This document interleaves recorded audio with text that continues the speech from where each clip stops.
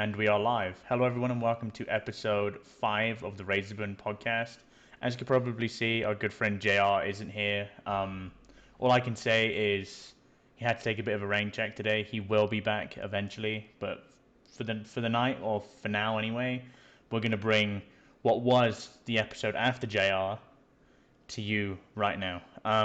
Caveat before we do get into this episode, everyone and their mother is using the internet at the moment. So if there's any problem with latency, that's probably why.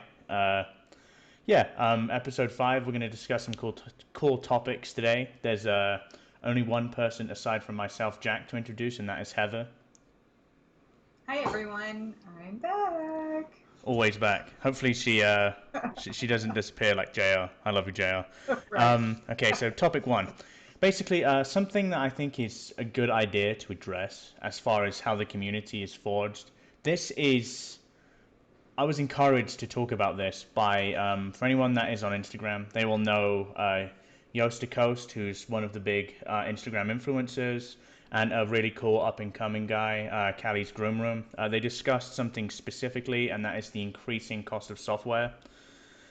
I have a few opinions on this, and I know Heather does as well. And I think the unique, outlook we have is the fact that Heather is in the trenches making that software. So I think Yeah. now we are in a good opportunity here to really get some insight into the day-to-day, a good understanding of why that has potentially been the case over the last, in my opinion, couple of years. Let's touch on when I think all of this started. So there are a few changes really with I'd say maybe the start or the end of 2018. I'd say it was more closer to the end of 2018. A few artisans rejigged what they were doing in terms of formula, and I'd say at that point the price point hadn't really yet hit over, I'd say $21. I think Holy Cow were charging around that for the Buffalo base, right? Like the base they had after their first base. hmm So Holy Cow were there. I think Holy Cow one of the kind of higher products in terms of cost, and then a few Right. artisans then decided to follow rejig, and with the rejigging or the changing of their formula, that came at a higher price point. And I would say at around that time, start of 2019, to early to mid 2019, that's really when we saw the big increase of cost. Would you agree? Yeah, that's something that it seems to be the trend looking back. One of the things that I've noticed, if for those of you who are maybe label readers, one of the things that I noticed around that time is that the labels started Yeah. changing. So not the artwork, but the actual ingredient deck. So I think people started having a bit of a shift of difference in um, ingredients in general, but also a shift in performance, skincare versus just, shave soap. A lot of the old school traditional shave soaps, some of them are great, some of them are not, but some of them have very, very simple ingredient Yeah. list, like three ingredients: palm, stearic, and Well, coconut there's oil. also the case They of don't really saying, have I would anything. say specifically that I'd say there's older guard artisans that had that very basic formula of soap, and there was a price point to that, right? And I'd say it was an incredibly fair price point for the consumer. It was ranging from like maybe as low as $10 up to Right. $15, and I think when it was almost new standards, isn't it? Because do you remember back in the day, or you'd see videos of yesteryear where people would have lathers that are like Santa Claus beards? They don't Right. quite exist anymore. Like that isn't what's fashionable anymore in terms of what's Right. expected from your shave soap. And I think Yeah. with that change of approach, people are looking for more density, people are looking for more residual slickness. And I think if you want that from your soap, there was a change of mentality when it came to the artisans and approaching ingredients. Do you think? Yes, absolutely. I think that just like with any hobby, like as people get into it, and especially things that become like new interest and things evolve, I think that it goes from being better than what you can get in the store for the most part to something that you can get better and better and better. And I think that as product variations grew, that was something, performance was Yeah. definitely a goal. And I think that people started looking more at skin food and like less damage, Yeah. per se to the face and to the skin. I mean, you have a really bad soap or something that maybe it's slicker than, the a shaved gel that you get in a can, but whenever you rinse your face off and you're done, your face is like screaming It's tight. dry. That's also Yeah. not good. Yeah. So you may get better performance during the shave, but the post shave wasn't really that good on some old school products or some old traditional products. So I think the focus started shifting on a more overall better performing process, and What do you experience. think was the change there? Do you think it was the call of the community, or do you think it was the call of the artisan saying we want to do this better? I think it's both. And I think as artisans, while, many of us love to support each other, obviously we're Yeah. competitive. So I think that, and we're also tinkers. So that's, I mean, makers in general, it doesn't matter if you're jewelry, pottery, whatever, artwork or whatever, you're creative to the most part. We're not just in this because we like to work, 12, 16, 18-hour days in the workshop. Like Yeah. most of us have this drive to create new things or, something like that. So I think that it's always a challenge to ourselves to improve something that we think that we can make better. There's not many of us who sit stagnant and are like, it's fine. I don't care if I keep the same product for 3 years, not that I want to personally, not that I want to change mine consistently all the time, but at the same time, you want to keep up with you want to keep up with the market, you want to kind of try to be the leader, obviously, but if not, you definitely want to keep up with the changes and I think improve. more importantly is someone who is approaching it from the business standpoint. You don't want to be left behind because once you're left behind and you fall Right. out of relevancy, I think it's Hmm. actually quite difficult to reclaim that, you know? Like if Yeah. you for example, again, not really any names I can think off the top of my head, but let's say hypothetically that you had a good soap base once. For example, I have an example. K Shaveworks, for example. Do you remember K Shaveworks back in the day? Like K Shaveworks was considered a high quality soap. Not that it doesn't work now, but if you compare I guess the performance to something that's been made more recently, like if you compared the K Hmm. Shaveworks base to one of the really high-end vegan bases now, you would notice a considerable difference. And I think, as you alluded to, there's two aspects to that. There's me as the consumer of that software, and that's you as the maker sitting down and think, okay, how do we move this stuff forward? Like, how do we think of as the what do we do as the artisan to say this is how we move forward as an industry in regards to software? And I would even go as far as to say I think more companies that have been around a long time, like Chiseled Face as is an example. That base was around Hmm. for ages. He's reformulated recently. Like Right. everyone is doing that same thing. I think everyone is trying to strive for improvement, and I think that's actually a fantastic thing. Yeah, I mean, even commercial brands reformulate and Yeah, improve. I mean, no brand is gonna like be long lasting if they don't try to somewhat continuously improve. That doesn't mean every release you have needs to be a new base or should be a new base, no, but I mean, you can't sit stagnant for years without changing things and think that you're still going to be on top or relevant, highly relevant, I think. And Ron is a great example. I mean, he has spent several months actually tweaking his base, and I'm really excited to try it because he has done something like 50 plus batches of testing for this. So, it's also not a simple process, yeah. but as a creative, that's the things that we love to do. Unfortunately, you can't just make a batch and sell it of, whatever you happen to throw together. So, there's a lot that goes into it, but yeah, it's been very interesting to see the difference. And I don't have a lot of older soaps, but I've had a lot of samples sent to me from older soaps. So whenever I do try them, it's just very it's just a very different experience. Some of them are good, but definitely the post shave I feel like is what has changed. I mean, slickness and performance overall has changed, but I feel like post shave more than anything Yeah, else has I agree with changed you there. like the most significantly and stand out, I think right? I think that was the biggest shift of focus because I tested for some of those artisans that were doing the reformulation, and they were telling me like the most important thing is the change of post shave. Like I want to go from Hmm. a hypothetical 5 up to an 8 or a 9. Like that's where I think I am at the moment, and this is where I want to go. Right. Um, I didn't know Chiseled Face was releasing a new base until a couple of weeks ago, and I actually Hmm. bought the re-release. I'm not ashamed to admit I have not tried the old one, so I don't have much of a reference. But Yeah. the changing in the new creates an excitement in the community, and I Yeah. think it's a degree of advancement, right? Because as a razor Hmm. maker, and I say this coming from Carve, we've kind of made the same razor for 3 years. That is about to change, by the way. Um, we have some plans.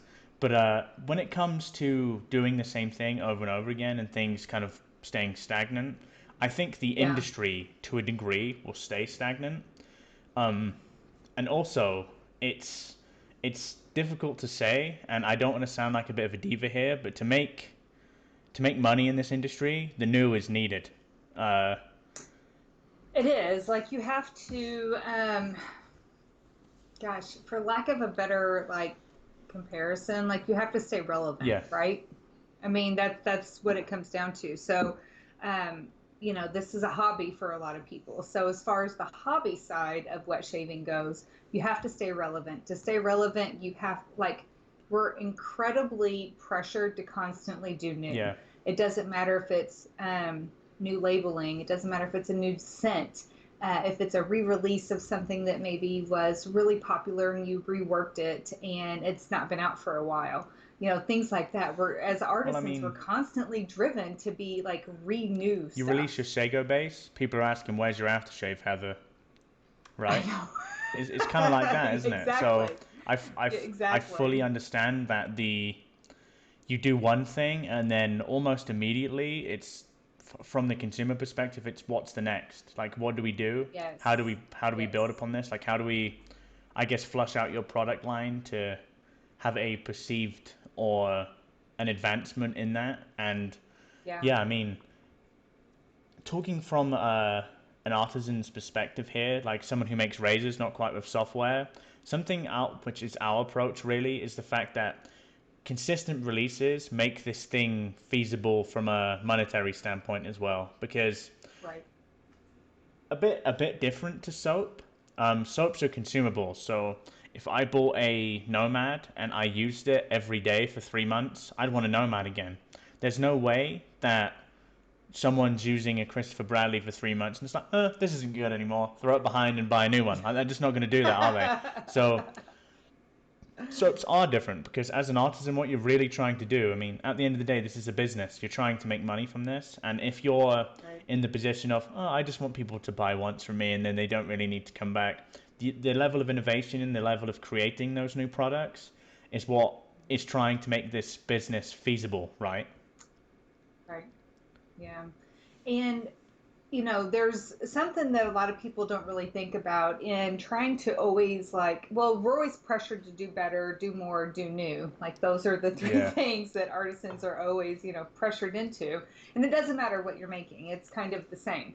And something that people don't really consider because they don't see it on the consumer side is that there's also always like for software side, maybe not so much for hardware, but for software, there's always new ingredients coming out. I mean, I have access to thousands of raw ingredients, whether it's oils, butters, cosmetic ingredients, humectants, moisturizers. It doesn't matter what it is. There's tons of them.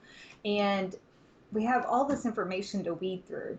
And in there's constantly new stuff. So whenever we're testing, we may have 10 new things that we can play with, maybe not all in one product, but that we can pull out and to play with. And it's like if you like to cook, it's kind of Yeah, like it is. cooking and you Yeah. get new ingredients, it's kind of the same thing. Like you get excited and you're like, let's see how it changes it.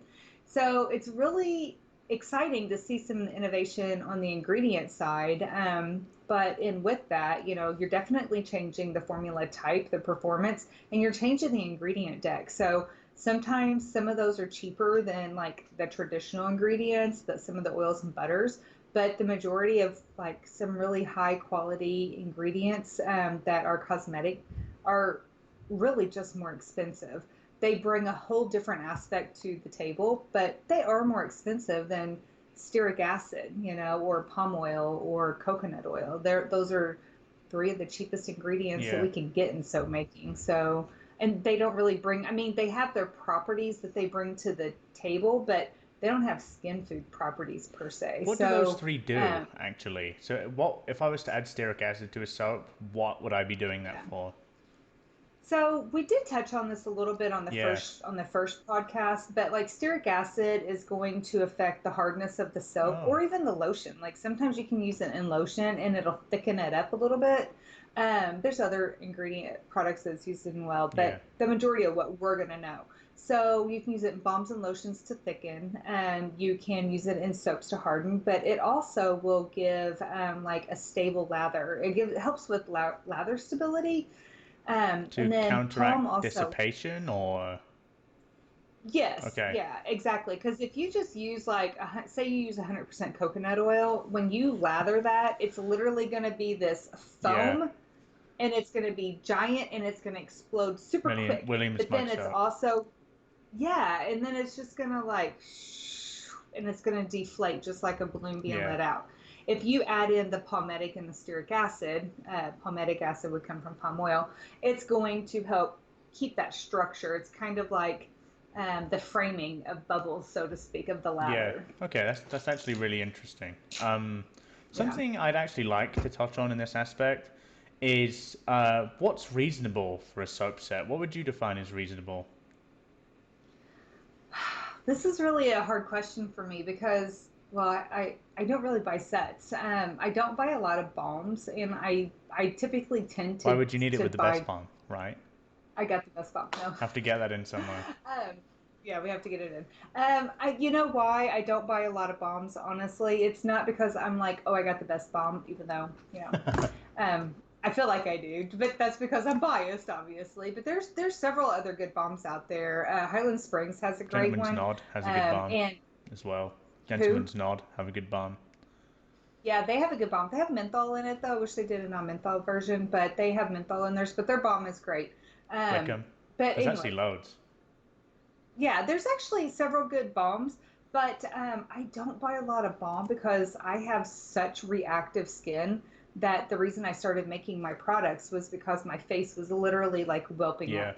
And so I am like, I'm just really leery of doing that because it's if it sits on my face and it causes me a reaction, I could have that reaction for 3 days. Shit. So I'm kind of yeah. So I'm very, especially on my face, not my legs, not so much, but my face, anything like that that I would use because my balm I use as a face moisturizer, not just Yeah. aftershave, on my legs. So I'm very weird about buying things like that that are going to sit on my skin because I'm always worried about having a reaction. So I don't tend to buy a lot of sets, but I think that's going to depend on what you're after, right? Yeah. Some people are after I think it's the budget. use Some, case, isn't it? yeah, Because yeah, if you look at this like retrospectively here, there's people that are looking for that really high quality ingredients. They have sensitive skin. They're looking for really good or well nourishing good skin property soaps, right? There are those people that are the budget shavers that are just looking for a soap that shaves, and then that's yep, where the cheaper price of entry comes in. Then there are hmm people like me who just want to try the best all the time. Um, right, and there are people like that out there. I know there are people like that out there as well as me. There's quite a few. I think ultimately it comes yep, down to the fact that what is reasonable period is what's reasonable for you, right? If you're not happy with paying right. $60 a set, then don't.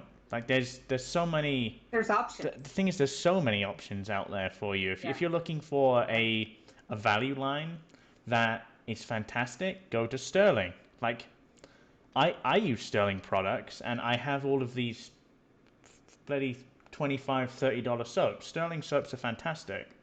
If you want soaps that are good but not break the bank, there's definitely some out there for you. But there's also more recent times, if there are soaps that do cost a bit more money, and in my opinion they do provide a more luxurious experience, you also have that option too, you know. Yeah, absolutely. And I think you're going to find in general ingredients, especially post shave ingredients, that have a lot of skin nutrients in it, not just like, well, we all know there's a variety of splashes. Your splash can be alcohol and fragrance and water, and that's about it, This or again. you can have like alcohol, some water, some witch hazel, some rose water, and then all these other things. You can also have humectants and all these variety of ingredients. So the more you compound some of that actual true skin food and not just throw skin food on the label, the more it's going to cost, and that's simply because the ingredients cost more. Hyaluronic acid is incredibly expensive. Like we buy it by the gram, like drug dealers. Like Really? it's not even sold by like the ounce or the pound. I mean, it is, but like the price is actually given by grams because it's so expensive. So if you're literally buying something by like 20 grams at It a shows its time, I cost, mean, right? yeah, I mean, it's just cost. So unfortunately, sometimes the more skin food that you have in a product, the more cosmetic ingredients that you have, and hopefully those ingredients bring, you know, their own thing to the party, so they're worth paying for. But you're gonna have to pay for them to get better like skin food and nutrients for the skin. You can get a general splash, you can get a general balm that's nothing fancy. It's gonna do that basic job, but you know, it's kind of what you're after, and there's something out there for everybody. Is really what it comes I down think to. so. There are lots of price conscious shavers about, right? I think if you're in a situation where you're saying, okay, I love the look of that new insert artisan hair set, but I don't want to drop that sort of Skrilla on it. Well, then, if you don't want to drop that sort of scratch on it, you can. There's plenty of really high quality budget options for you. I mean, to name a few off the top of my head, I think Soap Commanders still make good stuff, and they don't charge. They Mhm. have ridiculous value. Don't they do like 6 ounce soaps? Yeah, I think so. And Carrie's a great person. Like, she's just an amazing person. So you can feel good about supporting someone, like that as well. Because I know for artisans, like people like to support artisans that they feel good about and that they Yeah, like and things. And Carrie is just amazing. She's been around, they've been they around for a have. long Yeah, time. Yeah, they've been around for a long time. She's a great person. So you can feel good about supporting someone like that as well. And it's not a no name in the community. They've definitely left their mark, so to like speak. there are plenty of options. Like just to name a few, Katie's Bubbles is still budget friendly. It's fantastic. Yeah. Soap Commander, as I said, Sterling if you're looking for tallow soap. I'd even say Vida, like Oleo, is Yeah. fairly budget friendly, and her stuff is also remarkable. Yeah. Well, she has a new budget, like Yeah, a bar shave soap that she's released recently too. That and her and Peter Charkalis both have done a budget line that they've yeah, kind of I worked forgot on a about little A&E bit. as well. So Like they do, yeah, I'd say their older soaps, like the Asian plums and stuff like that. Especially if you're willing to say, I want some variety, and you get the club membership, you get crazy discounts on there. If you're willing to buy like a good amount of product from him, and you're like, okay, I want to save good money. I mean, you get really like some of the top of the line soaps for like $15, yeah. But he also did like face spackle, and that even was cheaper. very Yeah. affordable, right? I'd also Yeah. recommend the serum as well. The serum is really high quality for what you're paying as well. I mean, it goes down to the fact that there are lots of options, and although you may be looking at this like increasing cost of software, this is outrageous, this isn't, I'm not paying this, that's perfectly fine, you know. Just remember Yeah. though, if you're looking for those higher quality ingredients, if you're looking for those ingredients that are going to make your face feel incredible, more often than not, and then don't get me wrong, there are some outliers, I would say, more often than not, you're not going to get that with the really budget gear. But Right. again, as Christopher David Bailey I mean, says, nobody is saying Arco is skin friendly, no, right? but it's cheap and cheerful. It does the job, right? It's given people shaves for years and years, And if Right. you're in that position where you're like, I don't have sensitive skin particularly, the guy I always think of when Yeah. I think of this is Christopher David Bailey. The dude's Yeah. using Razor Rock. He doesn't care. He doesn't have particularly sensitive skin. He's still rocking those budget brands, and he's happy about rocking those budget brands. They work for him. And frankly, that is perfectly fine. I think, really, in terms of approach, we need those people. We need those budget shavers because those budget companies are an asset to our industry as well, right? Well, there's a thing because as I've said before, and we hit this with the podcast with Will even, and I say this often during my other lives, like on IG, is every brand is not for every Yeah. person. It can't be. It's not meant. No brand is meant to be for every person. It's just not. That's why some people drive a Lamborghini, some people drive a Camry. I mean, there's got to be. It doesn't matter what type of product it is. No brand is for every person. Everybody has their limits. They have their limits of what they physically, budget wise, can spend, or they have their mental mentality of I'm not spending more than this because I don't want to and I don't need to. Like, and I can still, I'm fine. So we need a variety of brands. So that's healthy for any Yeah. industry. So it's good that we do have a variety. I mean, we have everything from what Arco's what two Oh, yeah, dollars a it's shave cheap. stick or something like that to like 35, 45, $50 soap, $70 soap. So it's good to have that variety, I think, because everybody wants something different, and it's nice that we can kind of fill those in. There's also the argument of value, right? Because if you look at something like a Martin DeCandre, you're like, what? Like $60, $70 for a soap? That shit lasts forever. Like it lasts so long. If you're in the situation where you're like, okay, I want to buy one soap, I want to use that one soap, I have no doubt that MDC will last you for 2 years. Like it's a jar, it's filled right to the brim, and it's so hard that it just lasts a long time. It's true, it lasts forever. Like I've seen kind of like time lapses of people using MDC every day, and honestly, it doesn't go down. So I think that's It's a triple milled soap, yeah, right? but as Johan from Shaven Butcher says, regardless of how expensive all of these soaps are, it's the price per shave is so negligible anyway that Yeah. at the end of the day, you're not spending that much money for that luxurious product. I'd always say, and I'll always stick by this, we're buying affordable luxuries here. Even if you're paying for the most Exactly. expensive stuff, in the Right. grand scheme of things, based on how long these things last, in Right. my humble opinion, and I'd consider myself somewhat humble, Hmm. you're not paying that much money per shave. You're just not. Like for Right. example, what does a Sago soap cost? Let's say if I give you what does the Wanderer cost? Uh, 21, I think, $21, but it's for five And that's ounces. the thing, isn't it? So if you're looking at that, Yeah. and you're saying, okay, well, $21, I don't want to spend $21. Well, consider that's for 5 ounces. That soap is still probably going to last you a pretty long time. At that point, for me, the price per shave is so low that Right. Yeah. for the Yeah. return on investment of having that incredible soap for a few months, if you are that guy that's like, okay, I'm just going to buy one soap, one splash, that's going to do me for a while, Right. return on investment is so fantastic. You're getting these incredibly high Mhm. quality products for a negligible amount of money per shave. And for me personally, that's a no-brainer. I get it if you're like, okay, I don't need that. And as we touched on, like as we alluded to, there are plenty of options for you if you do want to approach it that way. Yeah, exactly. Yeah, exactly. And you hit it right on the nail, I think. When as far as affordable luxury, that's something I always Yeah. say. You're getting like the skin benefit from it. And it really is when you think about luxury products in general, if you're paying 20, 30, 40, $50 a soap, and let's be real, like 30, 40, $50 soaps are definitely Oh luxury yeah. soaps. I mean, I'm not downplaying that. So, but if you're paying, say, $50 for a product that's going to last you, what, 3, 4 months, maybe, something The like thing is that? though, like if you can also approach it like a hobbyist as well. Like for me, if I buy a $40 soap, I'm not using that shit for 6 years.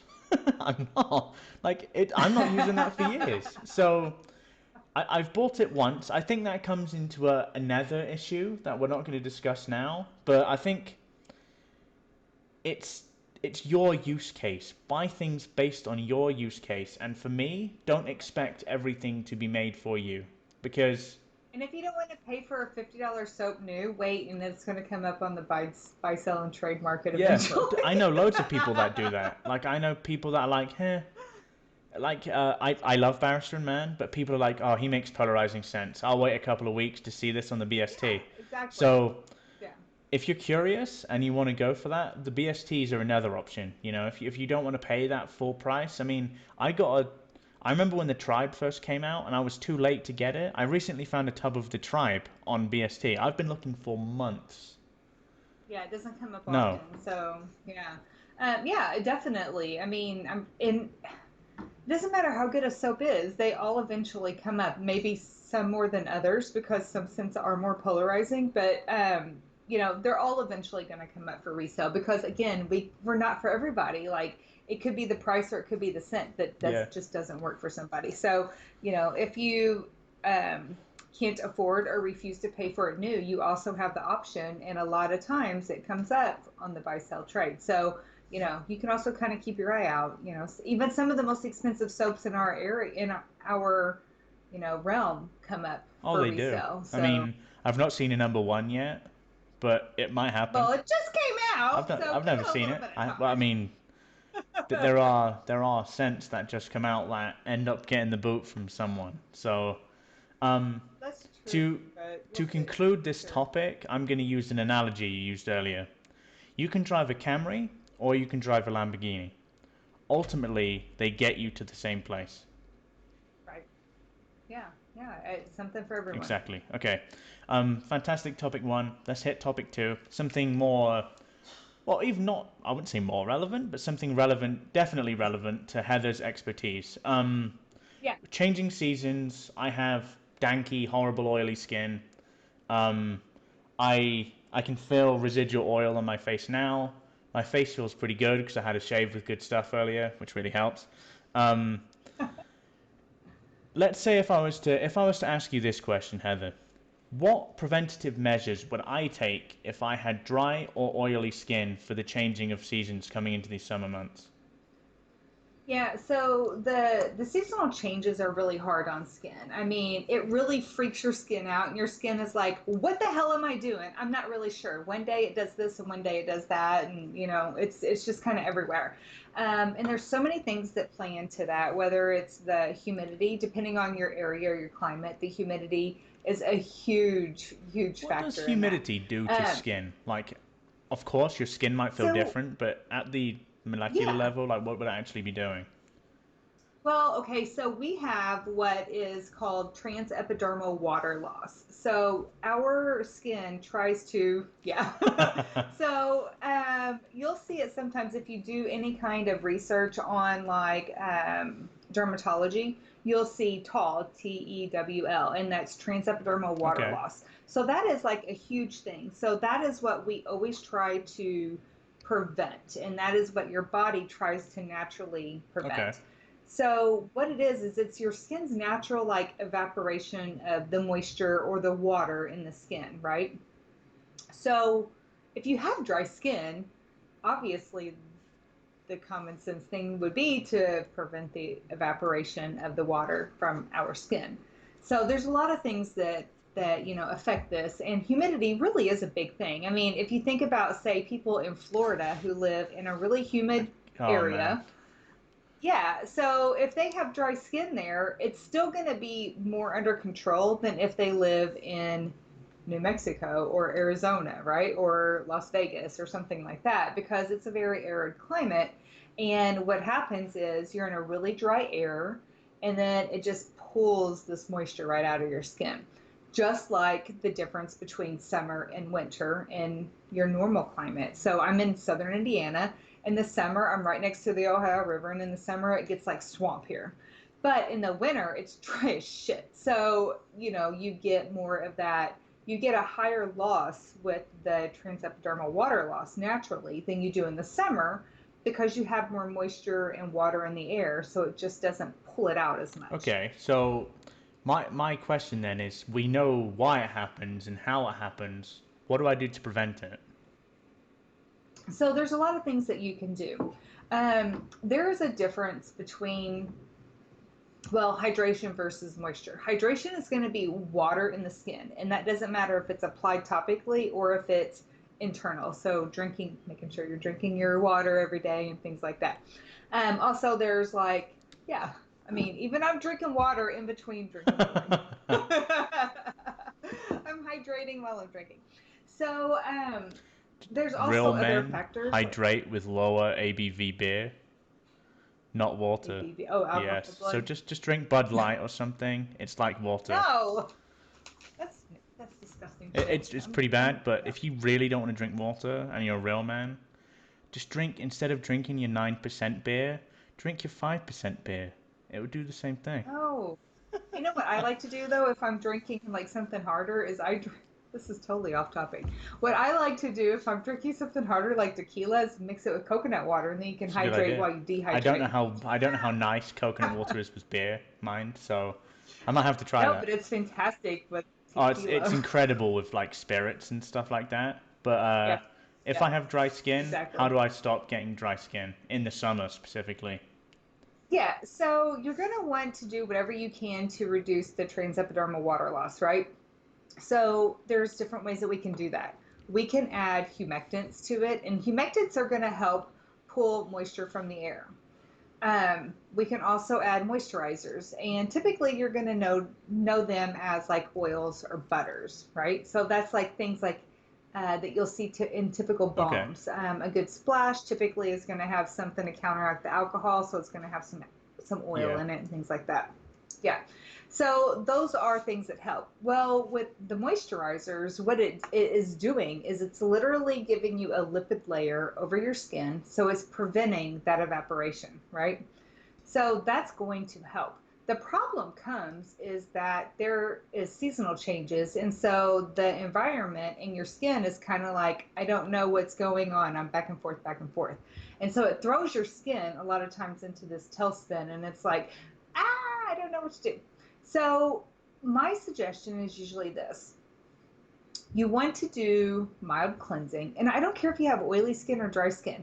Mild cleansing, mild cleansing, because you don't want to over dry skin, but you also don't want to over dry oily skin, right? Because if you have oily skin, and maybe you've noticed this, if you have oily skin and you use something that really just It sucks the gets oil out of worse. your skin, it just makes it Oh so man. much So it's worse. funny you say that actually. So for someone with oily skin, I think anyone living in places like Arizona and Nevada and New Mexico will know. I lived in a really humid climate before this. Like my city in England was maybe 85 to 95% humidity on Yeah. occasions, which sucks. It really sucks in the summer. Not for dry skin. I would notice that I would get really oily, but what I found is when I was there, I could control that a little bit. What I found, if I wick the moisture out of my skin here, it bounces back really bad. I'm not sure why that is, because I'm in an environment now where I've got like maybe 10 to 20% humidity. Yeah. It's because your skin really likes to be around 20. I don't want to say humidity because your skin doesn't have humidity, but ideally, I think your skin is around 20 to 30% moisture.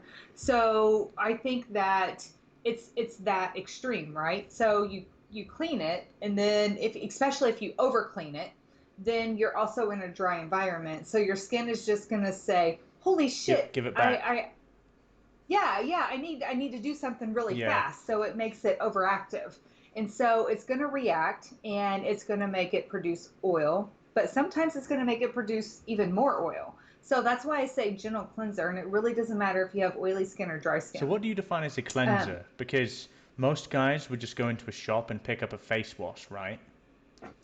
yeah, and it kind of depends on what your needs are. Like for me, I have to avoid sulfates or my face literally whelps up. Okay. But technically, your shave soap is a cleanser.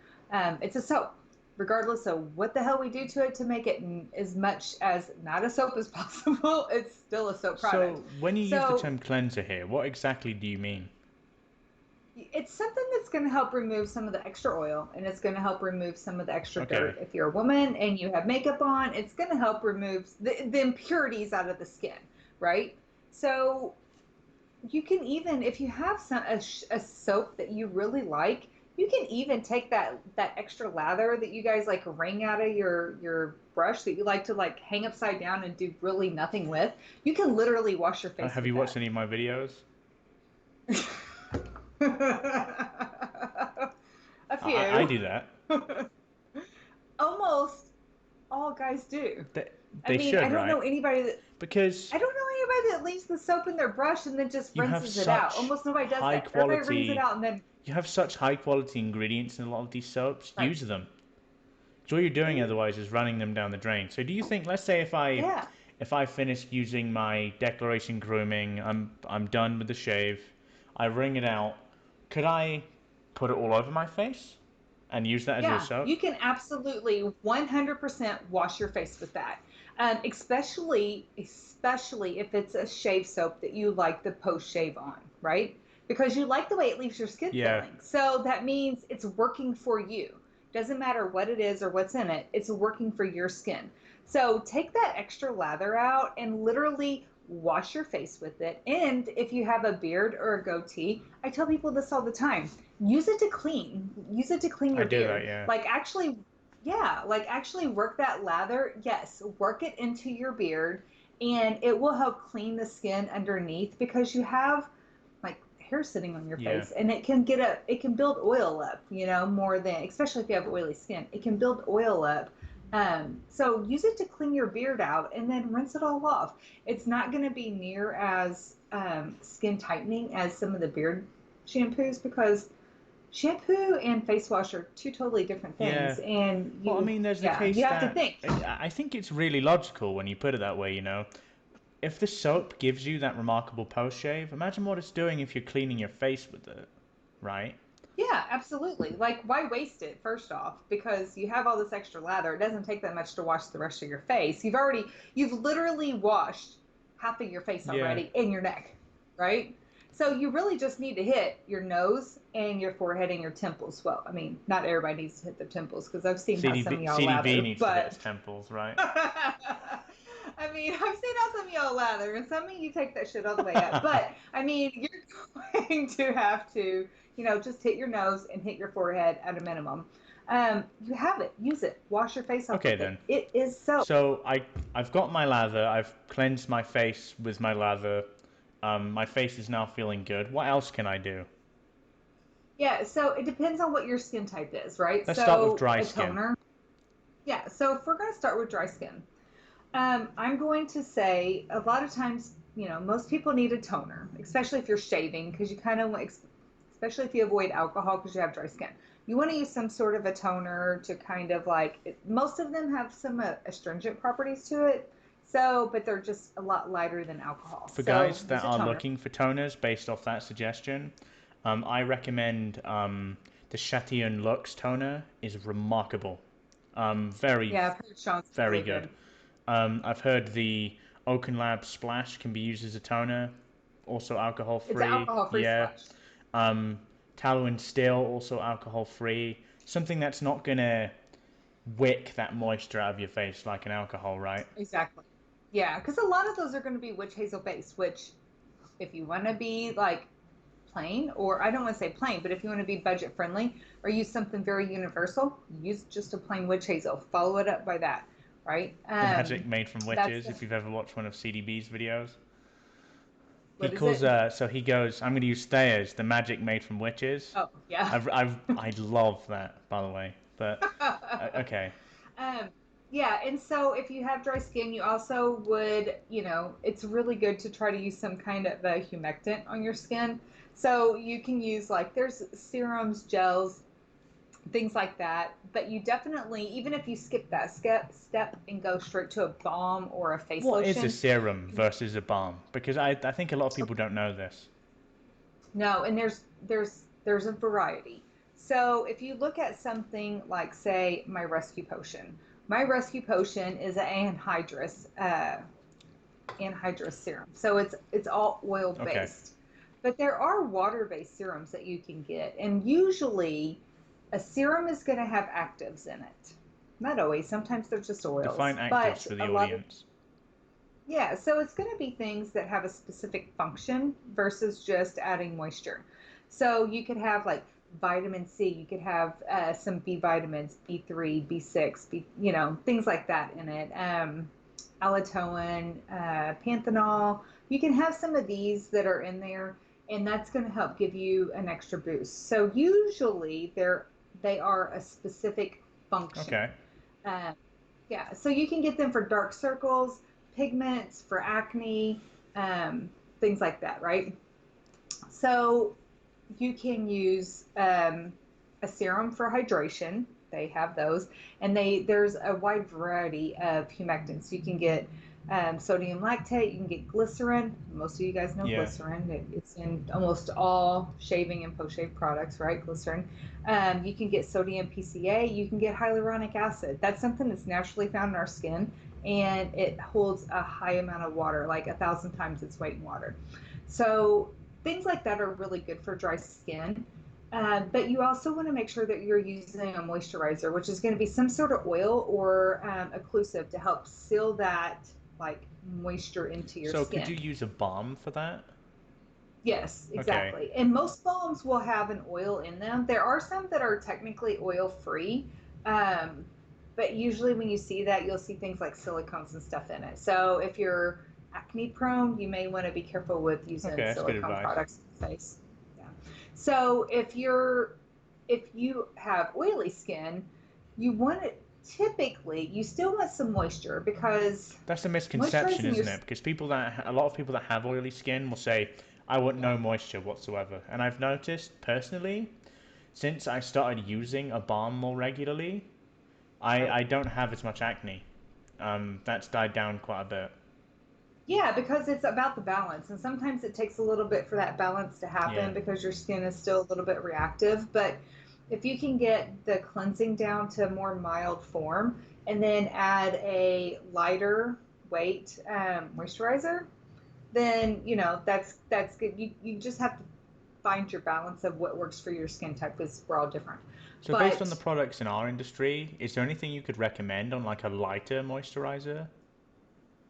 oh my gosh, Because from my perspective, I honestly don't that's the even thing know. with wet shaving. I think lots of people design their balms to be super hydrating, quite heavy almost.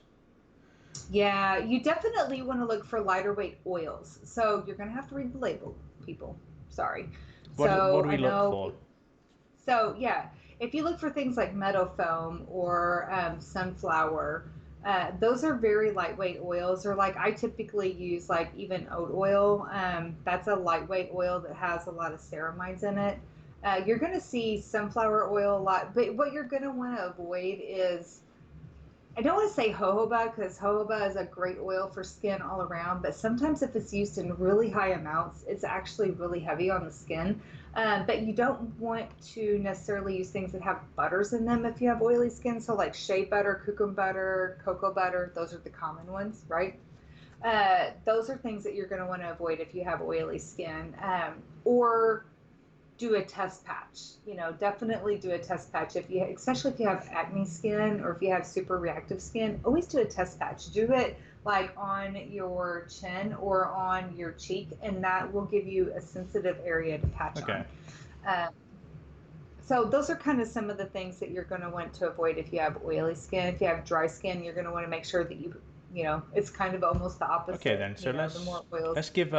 let's conclude that part. Okay. So if Yep. you have dry skin and even oily skin, first thing you want to do is you want a face cleanser. For oily Face skin, you want a lighter face cleanser. For I, or would you say the other way around?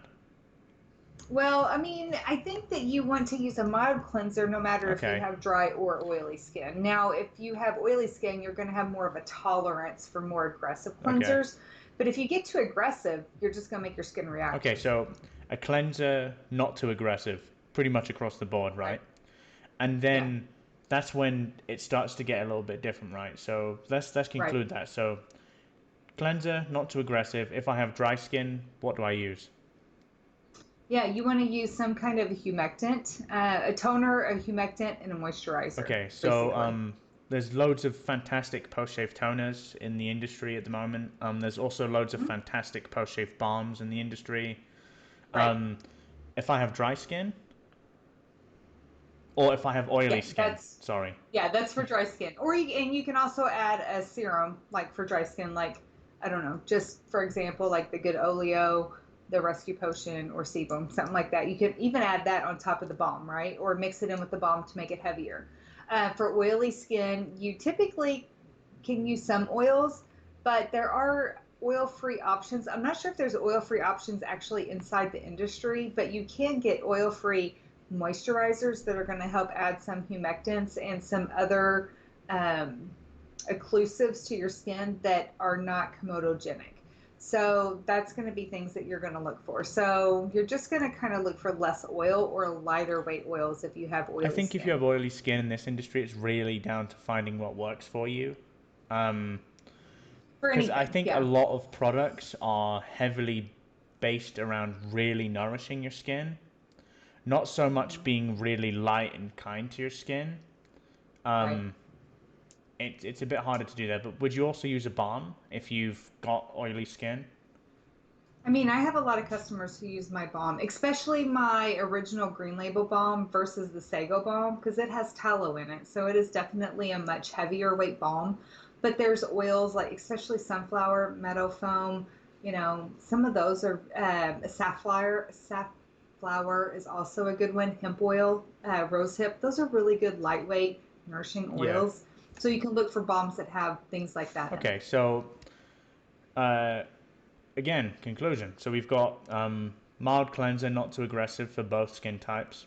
For dry, Right. you're going to be using a what's that word? A Okay, humectant. you're going to be using one of those. You're then going to be using potentially some sort of serum and then a balm. Again, loads of options in the industry for that. For oily skin, again, the same cleanser applies. You're then going to be using you you'd say a less oily or a kind of post shave product, right? Not something that has Yeah, too. a lighter weight Okay, um, balm per se, because you do still want to add moisture to your skin, even if you have oily skin. You just have to find the level of that that works for okay, you. so that's fantastic. I will in the description of this podcast on both audio and video. I'll put a brief synopsis as to, well, a brief Yeah, explanation as we to can what do you that. do, just so it's Yeah. easy for people to follow. Okay, Yep. what I want you to do, Heather, is I want you to give me some common misconceptions people have with those specific types of skin. Ugh. Well, for oily skin, the biggest thing is that people think they just need to cleanse, cleanse, and cleanse, and that's not always the case. That is a huge misconception. Mild cleansing, even if you do it twice a day, mild cleansing is much better for oily skin for the majority of people than it is to do a really incredibly harsh cleanse. And when you think about that, you could think about things like the old school like sea breeze, like that just Yeah, really like just stripped everything out of your face. It's just not good. It's too harsh. It makes your skin react. For dry skin, um, sometimes people say straight oil on your face is bad, and it's really not. It really depends on the oil. well, look So at like those are more two big recent things, products now, like Good Oleo, Your Rescue Potion. They're pretty right? heavy in terms of oils, right? I mean, mine has some extracts in it, but otherwise it's all Yeah, oils. and Yeah. as far as I'm aware, that's pretty fantastic for your face. Yeah, I mean, I've had good feedback, and I think that it just depends on how you use them as well. You can add a few drops into your splash to make a bad performing splash, that you really like the scent of. You can make that feel better, and you can customize that to your skin, right? So you can use the soap that your skin likes. You can wash your face with the soap that your skin likes. You can use the balm that your skin likes, or you can tweak the splash that you like the scent That's what I've been of. doing. So I've been Yeah. these past 2 days since I bought the Rescue Potion, and Good Oleo would work as well, or Sebum. You can use Sebum too. If you have that splash you absolutely love the scent of, but it's not treating you well in these warmer months, Yeah. just get that splash, put as much as you normally would use on, but tune that. specific good oleo rescue potion sebum product to how your skin needs it, right? If you have really dry Right. skin, you could add more squirts than you would an oily skin, right? Yeah, and it's going to change as this until like we get into fully like into the summer months. So like as we're transitioning from spring to summer, everybody's skin is kind of haywire. So you kind of have to judge it day by day or week by week until we get more into the hot, humid months. Most people, anyway, I should say. Arizona, New Mexico is probably Yeah, not really ever and humid, yeah, it never but gets it's humid. I hot. think the highest humidity I've seen since I've been here is like 35%, which is nothing. Ugh. No, that's No, bad. I mean That's really bad. it's dry. Luckily, I have oily Yeah. skin, so I don't get it too bad. But I've noticed my skin Yeah. is more oily here than it was back in a really humid place. So it Yeah, shows it's the same it thing. shows you don't it Yeah. shows it's easy to misunderstand what your skin is telling you, I think. Hmm. Okay, so Yeah. if I was to ask you, what products, not specifically branded products, but what products would you try and stay clear of based off those two oil types in this period? Well, if you have really dry skin, for the majority of people, I feel like alum, high alcohol, and high coconut products are just probably not going to be favorable for your skin. Not to say there's anything per se wrong with those products, but it's probably not going to be the best thing for you. But if you have oily skin, those may work a little bit better for you. But you would also want to avoid leave-on products that maybe contain like butters in them. Cocoa, kukum, shea are the most common. Um, because some of those are a little bit heavier. Kukum is a little bit lighter. It's a little bit of a weird butter, but still, if you have really oily skin, sometimes those butters are just too heavy. Um, but you just kind of have to play with them a little bit. Also, I would avoid silicone products on oily skin, or definitely test patch that, especially if you have acne prone skin, because silicone products can clog your pores and definitely make you more prone to acne. Okay, so if you have dry skin, you'd avoid like if you for the most part, if you've noticed that it's not doing you well, avoid alum. Would you avoid really high alcohol splashes as well? I mean, yeah, especially if you notice that they're really like giving you a sting or irritating your face, or your skin is just not ever catching up on moisture, or it's flaky, dry, kind of Man, dull, I could just then imagine maybe, applying a an alcohol splash to really flaky dry skin. yeah, it's probably just not going to be best. And if you're using an alcohol splash and you notice that your skin always has this dull, dry look to it, or even is a little bit flaky or ashy, then try not using the alcohol so much. You may love, I know for whatever reason, some guys are just addicted to that burn, but it really just may not be working for you. And worst case scenario, maybe even add a little bit of something to it to kind of help offset some of Well, that burn if you're getting that's it. when again you come back to those good oleo rescue potion sebum Right, products, right? You can still do good for your skin and enjoy right. that, invigorating burn. That I Yeah, don't it at least particularly helps enjoy offset that. it. I've said that before, but there are many guys that do. And if you've noticed that you're finding diminishing returns with that, you have options now to help your skin whilst enjoying that traditional ritual you've had for a long time. Yep. Okay, so regiments then, because I follow a skincare regimen. I have done for a, a, about I'd say 10 months. I wash my face day and night. Uh, I apply an AM moisturizer and a PM moisturizer. I exfoliate twice a week. How? What do you think of that? Like, do you think that's a good approach to have? I do. And not everybody needs to wash their face twice a day. Like I have dry skin. I'm not washing my face I twice have a incredibly oily skin. day. I'm not gonna lie, even in the winter, whenever my skin is super dry, I don't even wash my face every day. I use a konjac sponge, and it's I don't know if you guys are familiar with those, but it is cleansing and slightly Okay. exfoliating just enough for my skin that I don't even apply cleanser to them, especially if I haven't worn makeup. So I don't even wash my face every day if it's super dry. But yeah, so yeah, that's definitely not going to be needed according to your skin type and the season that we're in. But I feel like exfoliation is something that a lot of guys don't tend to No. do. And yeah, and there's different ways. There's chemical, there is physical. Physical would be like, think of like just a basic sugar I use scrub. a That's a physical. pomegranate seed scrub that I use Yes. again twice a week. It Yeah. And some of those, is that not harsh for no, you? it's again I have fucking No. oily skin, Right. so it might be the case Well, that and you can have oily and sensitive skin though. I don't think I have So sensitive skin. I think a lot of again I'm not pointing fingers. I think a lot of guys say I have sensitive skin, but I think a lot of the reason you have sensitive skin is because you're doing something wrong, right? You yeah, or you're using very yeah aggressive products without realizing it. yes. So maybe you're just using something that's not appropriate for you.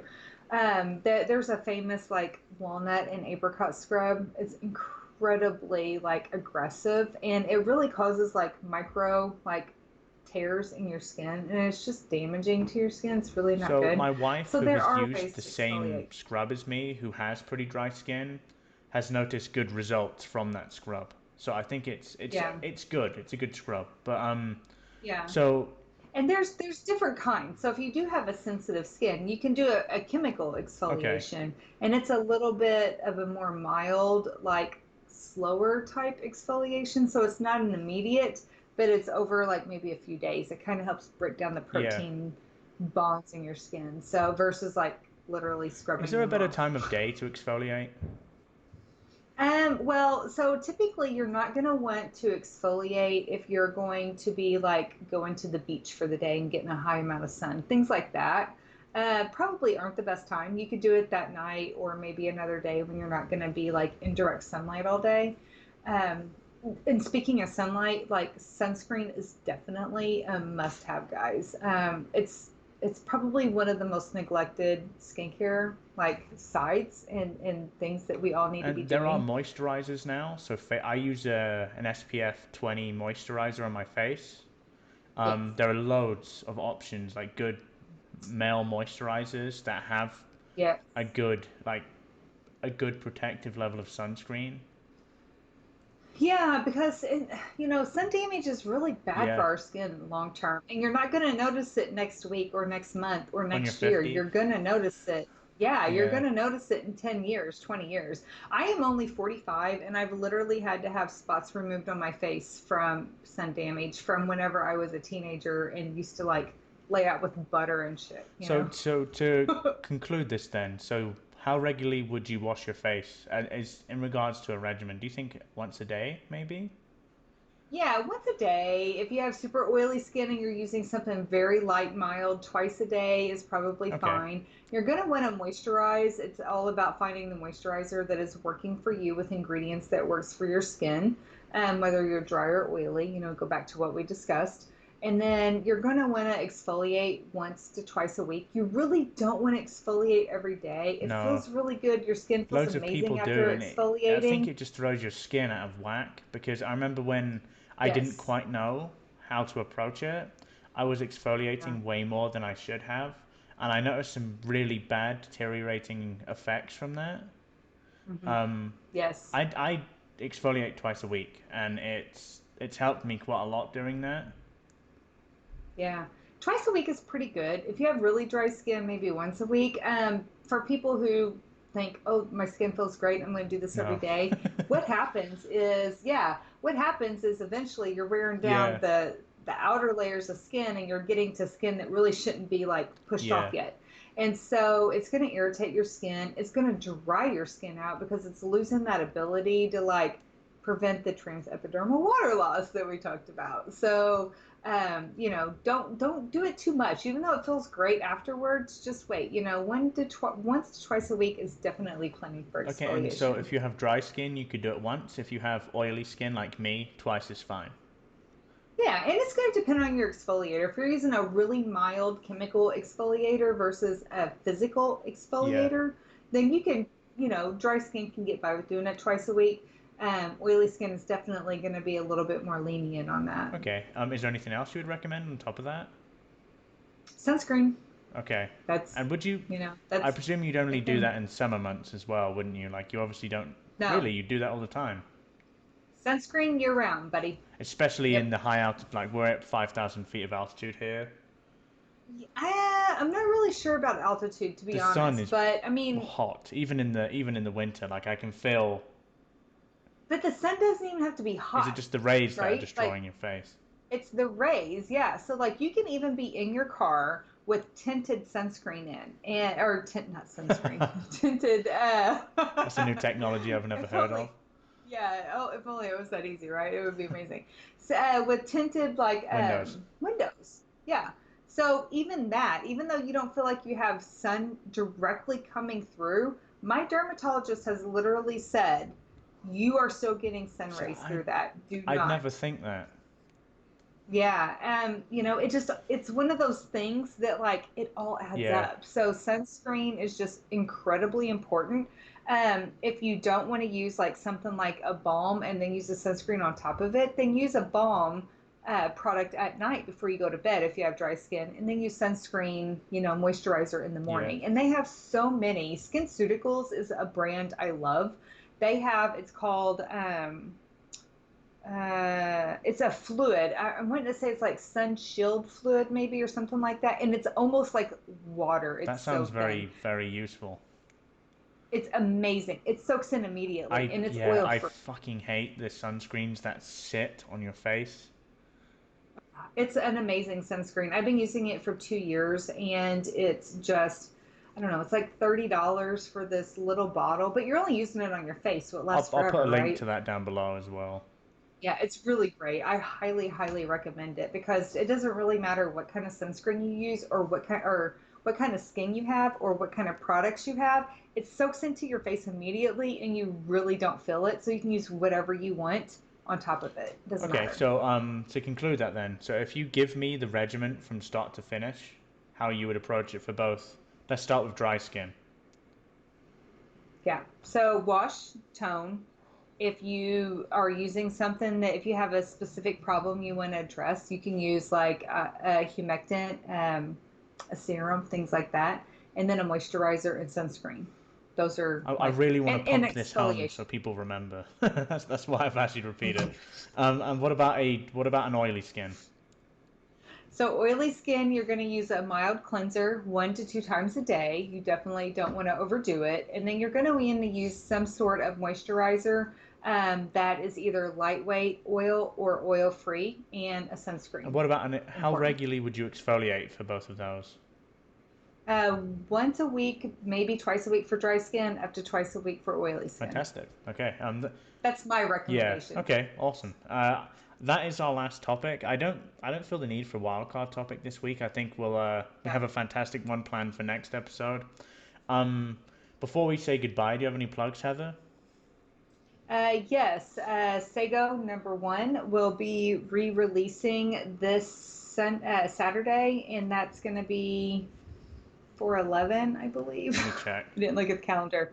I think it's 4/11. Check 4/11. 4/11 at 12 o'clock. Okay. Anything else? I do have, if you are a member of the Zingari tribe on IG, please make sure that you're following that page because I have a new project that is starting and I am going to need your help. How do you become a member of the tribe? If you have purchased directly from the Zingari website, then you can request to follow the at Zingari Tribe on IG. That is a private group. You have to have a purchase to get in. And if your IG doesn't like show like your name on it, please make sure that you send me a message that shows your ordering name so that I can approve you without sending you a message. Otherwise, I'm gonna send you a message and be like, hey, what is your name so I can do this? But we have a really awesome project that I'm super excited for that is in the works, and it will be made public to everybody probably within another week and a half or so. Okay. Nothing else? I don't think Cool. so. Okay. Carve plugs. We sold out of aluminum razors in under a minute. I'm sorry. People want it. There's really not much we could do. There will be more coming on the 19th. A Oh, much bigger nice. batch. Like we said, the reason why they were released in such small quantities at first is because we've been fucked by that anodizing before, and we're testing the waters. We're gonna get bigger and bigger. It's gonna become easy for you to get it if you did miss out. So bear that in mind. Awesome. No Yeah. problem. That was episode 5 of the Razorburn podcast. If you do want to check it out and you are sick of seeing either of our faces, it's on Spotify, it's on Stitcher, it's on Apple Podcasts, it's pretty much on all of the common audio platforms. But yeah, I hope you guys have a fantastic remainder of your week, and goodbye for now. Have a good night. See ya.